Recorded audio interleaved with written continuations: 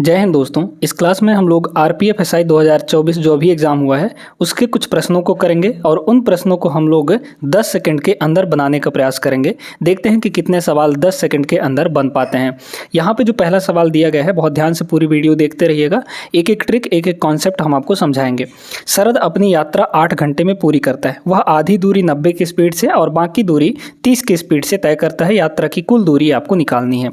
अब यहाँ पे एक छोटा सा चीज़ दिया गया है, आप इसको लगाने के लिए बहुत आसान तरीके से लगा सकते हैं, है ना। बेसिक तरीका भी है, बट यहाँ पे एक चीज़ समझिए कि आपको यात्रा की कुल दूरी पूछी गई है।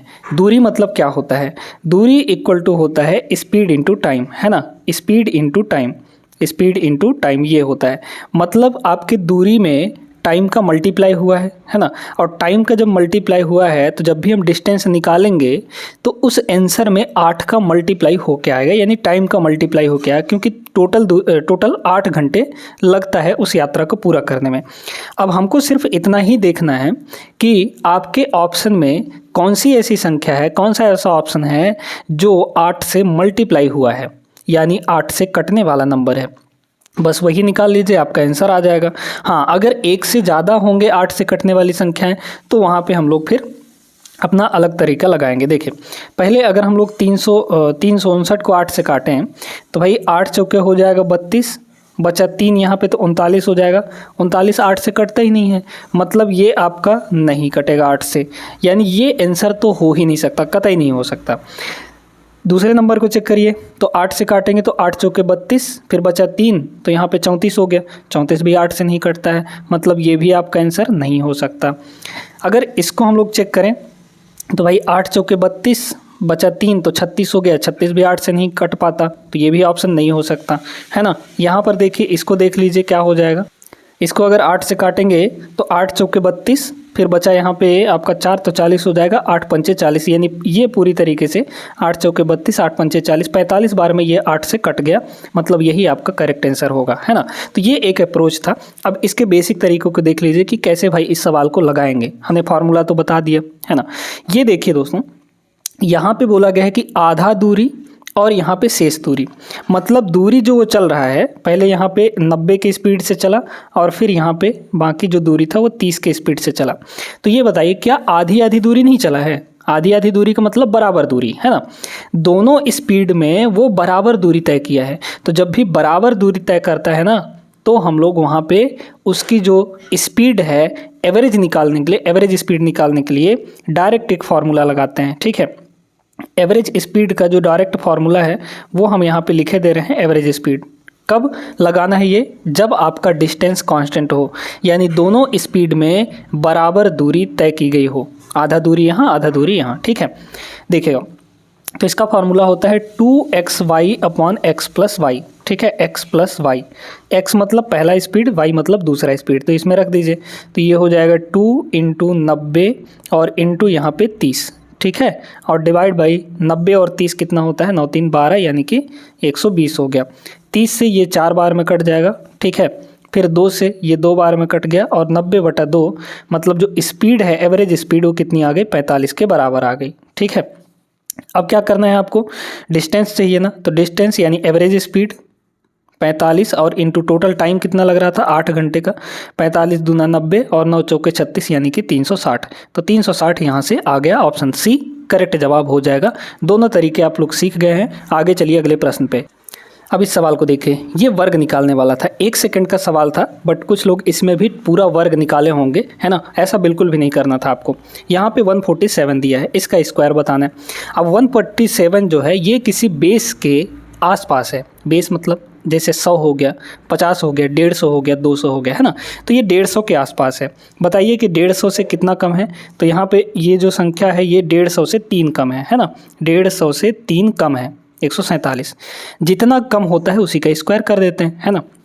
तो 3 कम है, यानी 3 का स्क्वायर कितना आ जाएगा? 09 आ जाएगा। आपको 2 अंक लिखना है, तो लास्ट में तो ये पक्का है कि 09 आएगा। इसके स्क्वायर में लास्ट में 09 आने वाला है और 09 एक ही ऑप्शन में है, वही आपका सही जवाब हो जाएगा। यानी इस वाले में option number A is the right answer. इसमें कुछ नहीं करना था, है ना। अगर आप वर्ग निकालने का तरीका जानते हैं, वर्गमूल निकालने के तरीके जानते हैं तो बहुत आसान है ये। आगे चलते हैं प्रश्न नंबर यहाँ पे तीसरे पे। देखिएगा अब इस सवाल को भी हम लोग ट्रिक से ही लगाने वाले हैं। एक बेलन का आयतन दिया गया है, ज्ञात करना है, जो 2.8 सेंटीमीटर त्रिज्या वाले एक गोले के चारों ओर घूमता है। यहाँ पे पाई की वैल्यू 22/7 दी गई है ना। त्रिज्या कितना है 2.8 सेंटीमीटर। अच्छा, बेलन का आयतन क्या होता है, यहाँ पे बेलन का आयतन होता है पाई आर स्क्वायर इंटू एच, है ना, हाइट। अब यहाँ पे ये बताइए दोस्तों कि पाई आर स्क्वायर एच अगर मल्टीप्लाई हुआ है आयतन में, तो यानी कि पाई का मल्टीप्लाई हुआ है, और पाई की वैल्यू होती कितनी है, दिया भी गया है आपको 22/7 के बराबर दिया गया है ना। ये कॉन्सेप्ट हम कई बार बता चुके हैं आपको। 22 का मतलब क्या हुआ, 22 का मतलब हुआ 11/2, सॉरी 11×2/7, यानी कि जो भी आपका आंसर है उसमें 11 का मल्टीप्लाई हुआ है, 11 का मल्टीप्लाई हो के आया है वो आंसर, है ना। तो जब 11 का मल्टीप्लाई हुआ है तो आप ये चेक कर लीजिए कि कौन सी संख्या 11 से कटने वाली है, क्योंकि उसमें 11 से मल्टीप्लाई हुआ है तो वो 11 से कट जाना चाहिए, है ना। 11 का रूल क्या कहता है, देखिए चेक करते हैं। पहले वाले ऑप्शन को अगर हम लोग चेक करें कि 11 से कटेगा या नहीं, तो अल्टरनेट नंबर्स को जोड़िए पहले। अल्टरनेट का मतलब एक एक छोड़कर, है ना। शुरू से शुरू करिए चाहे लास्ट से शुरू करिए, एक ही मतलब है। देखिए 4 और 9 13 हो जाएगा, 13 और 3 यहाँ पे हो जाएगा 16, ठीक है, ये हो गया 16। फिर डिफरेंस लेना है आपको कहाँ पे, और अल्टरनेट कहाँ है, देखिए 8 और 7 15, 15 और 1 यहाँ पे 16, तो ये हो गया 16। 16 माइनस 16 जीरो आ गया, जीरो जो है 11 से कट जाता है ना, जीरो जो है 11 से कट जाएगा, तो ये संख्या 11 से कटने वाली है, ये आंसर हो सकता है। अब बाकी को भी चेक कर लेते हैं, क्या कहीं और तो नहीं 11 से कटने वाली संख्या मिलती है। अगर नहीं मिलेगी तो यही आपका आंसर हो जाएगा। इसको चेक करिए, देखिए 4 और 9 13, 13 और 4 यहाँ पे हो गया 17, है ना, 17। फिर यहाँ देखिए 8 और 0 8, 8 और 1 9, तो यहाँ पे 9, इनको घटाएंगे तो ये आ जाएगा 8। 8 जो है 11 से नहीं कटता, तो मतलब ये संख्या 11 से नहीं कटेगी, आपका आंसर भी ये नहीं होगा। ऐसे इसको चेक करिए, ये हो गया 13, 13 4 यहाँ पे 17 हो जाएगा। फिर 8 5 13, 13 1 14, मतलब 14 आ गया, तो 14 यहाँ पे कितना आ जाएगा, 3 आ जाएगा। 3 जो है 11 से नहीं कटता, तो ये आंसर भी आपका नहीं होगा। चेक करेंगे इसको, 13 13 4 यहाँ पे हो गया 17, और अल्टरनेट देखिए ये हो जाएगा 2 1 3, 3 और 8 11, है ना, तो ये आ जाएगा 6, और 6 11 से नहीं कटता, मतलब ये आंसर भी आपका नहीं होने वाला है। बस एक ही ऑप्शन 11 से कटने वाला है, वही आपका सही जवाब होगा। तो उम्मीद करते हैं दोस्तों कि ये स्मार्ट अप्रोच आप लोग समझ गए होंगे। चलिए अगले प्रश्न पे चलते हैं, देखते हैं क्या दिया है। देखिए ये सवाल एवरेज का था, है ना। इसमें दिया गया है कि n प्रेक्षणों यानी आंकड़ों का योग जो है 160 के बराबर दिया है, उनका औसत 40 है, तो 7n + 15 का मान क्या होगा। बहुत सिंपल सा सवाल है ये। आप लोग जानते हैं कि जो एवरेज होता है, एवरेज वो क्या होता है, सम यानी आंकड़ों का योग और डिवाइड बाई आंकड़ों की संख्या जो कि n है, ठीक है।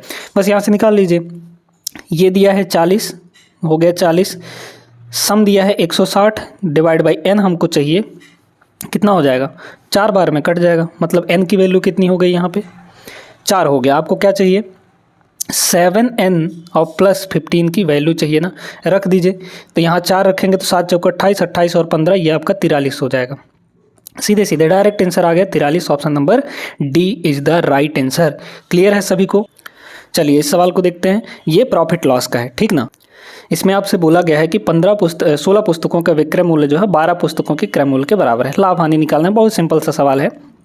16 पुस्तकों का विक्रय मूल्य यानी सेलिंग प्राइस SP, ये किसके बराबर है, 12 पुस्तकों के क्रय मूल्य के बराबर यानी CP के बराबर है। अब यहाँ से डायरेक्टली आप CP और SP का वैल्यू निकाल लीजिए। CP नीचे आ जाएगा, तो ये हो गया SP डिवाइड बाई यहाँ पे CP हो जाएगा, और इक्वल टू यहाँ पे है 12 और 16 नीचे आ जाएगा, ठीक है। बस काट पीट लीजिए तो कितना हो जाएगा, 4 से अगर काटेंगे तो 4 3 12, और ये काटेंगे तो 4 चौके 16 हो जाएगा। यानी यहाँ पर देखिए कि CP आपका कितना है, CP है यहाँ पे 4 के बराबर, और SP सेलिंग प्राइस कितनी है, 3 के बराबर। तो मतलब 4 में खरीदा और 3 में बेचा, क्या हो रहा है, लॉस हो रहा है ना, यानी कि हानि हो रहा है। तो बताइए 4 में खरीदा 3 में बेचा तो कितने का लॉस हो गया, 1 का लॉस हो गया। तो लॉस परसेंटेज यहाँ से कितना आ जाएगा बताइए, तो लॉस परसेंटेज 1 का लॉस हुआ किस पर, CP पर। प्रॉफिट लॉस या फिर प्रॉफिट परसेंटेज हम लोग यहाँ पे क्या लिखते हैं, डिवाइड में हमेशा CP रहता है, तो CP कितना है 4 के बराबर, तो 1/4 का लॉस हुआ। परसेंटेज में चेंज करेंगे तो 100% से मल्टीप्लाई करना पड़ेगा और ये आएगा आपका सीधे सीधे 25 के बराबर। कितना आ जाएगा 25 के बराबर, 25% लॉस। ठीक है, तो 25% का loss, option number C is the right answer. Clear है सभी को? आगे चलते हैं प्रश्न नंबर यहाँ पे 6 पे। देखिएगा दोस्तों, बोर्ड मास का बहुत ही सिंपल सा सवाल, मतलब एकदम इतना आसान सवाल है ना जिसका कोई हद नहीं, बहुत सिंपल सा सवाल है। इसमें देखिए क्या करना है, ब्रैकेट यहाँ लगा है, सबसे पहले ब्रैकेट ही सॉल्व करते हैं।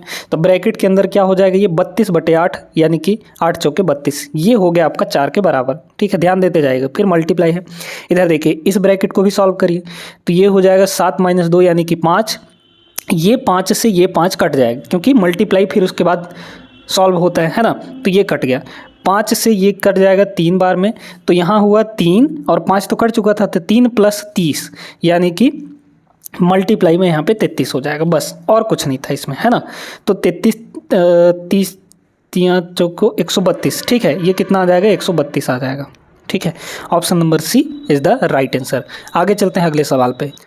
देखिए ये सवाल रेलगाड़ी वाला है ना। यदि 1136 मीटर लंबी एक रेलगाड़ी किसी खंभे को 71 सेकंड में पार करती है, तो रेलगाड़ी द्वारा इतने लंबे प्लेटफॉर्म को पार करने में लिया गया समय। ध्यान दीजिएगा, जब भी कोई रेलगाड़ी किसी खंभे को, किसी बिंदु को, किसी आदमी को या किसी पेड़ को पार करती है तो वह अपनी लंबाई के बराबर ही दूरी चलती है ना।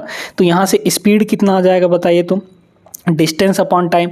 भाई खंभे को पार कर रही है तो अपनी लंबाई के बराबर डिस्टेंस चलेगी, तो लंबाई यहाँ पे कितना है 1136 है ना, 1136 ये डिस्टेंस हुआ, डिवाइड बाई टाइम। टाइम कितना लग रहा है यहाँ पे 71 लग रहा है।